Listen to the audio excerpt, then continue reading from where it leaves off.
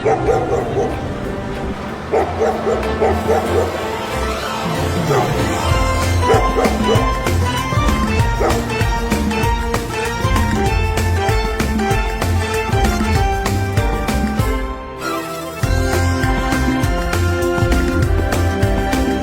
છે રાજકોટના eco warrior કાંતિ કાકા.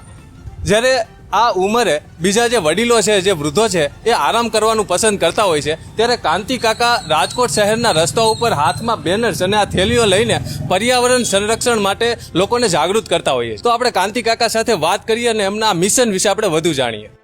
આમ પર્યાવરણ વિશે મને ઘણો પ્રેમ, પ્રકૃતિ વિશે, વૃક્ષો વિશે અને પ્લાસ્ટિક ન વપરાય એ માટે મને ખૂબ લાગણી. અમે ઘરમાં નથી વાપરતા, તો અહીંયા માર્કેટ થઈ તો હું આમ તો પેલા ફરતો બધું પ્લાસ્ટિક શીંગાડીને કયા રાક્ષસ છે અને આપણે ન વાપરીએ કાં ઓછું વાપરીએ એવું હું બધે આખા જીવરાજ પાર્કમાં ફરતો માર્કેટ.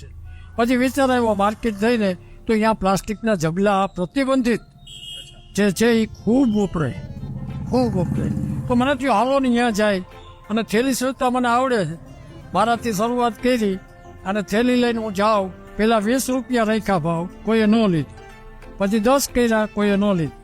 પછી ભેટ ના, કોઈ પૈસા વેચવી જ નથી. નક્કી થઈ ગયું કે આ થેલી વેચવી નથી, પણ જબલા ન લઈએ સંકલ્પ કરે એને આપણે થેલી ભેટ 1, 2, 3, 4 જે જોતી હોય લઈ છે. પ્રેમથી આપણું અત્યારે 20 થેલી લીધી છે ભેગી અને અહીંયા ઉભો રહીશ અને પ્રેમથી કહેશું કોઈ કાઢી નાખે જબલા અને કે હવે નહીં લઈ તો બહુ મોટી વાત મારા માટે. તો ના, પ્લાસ્ટિક વિશે મને વાંચવાથી ઘણી ખબર અને ફેસબુક ઉપર છું તો યુટ્યુબમાંથી કે બીજા ઘણા બધા પેજ છે, ગ્રુપ છે, એ લોકો આ પ્લાસ્ટિક માટે ઝુંબેશ ચલાવે.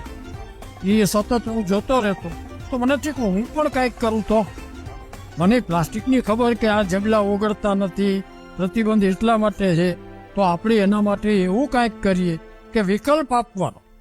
એમને એમ કે પ્લાસ્ટિક બંધ કરો ન, એને થેલી આપીએ સામે કે ભાઈ આ તમે 2-3 થેલી લઈ જાઓ. હું જાઉં ને અઠવાડિયામાં 2 કે 3 વખત જાઉં, 15 થેલી વહી જાય. પ્રેમથી આપ ભેટ. હા, એમાં બહેનો જો નક્કી કરે કે આપણે પ્લાસ્ટિક નથી વાપરવું તો હું એમ માનું છું કે 80% ખતમ થઈ જાય. આ ફાકીને કાગળની એ રીએ, બાકી નો રીએ. तपती है धरती जलता है अंबर, पास तेरे ना कोई समंदर, आग पे चल के तप के पिघल के अपने इरादे तू आजमा, जिद पे आए तो कर जाए पर्वत पार, तू जिद पे आए तो कर जाए पर्वत पार.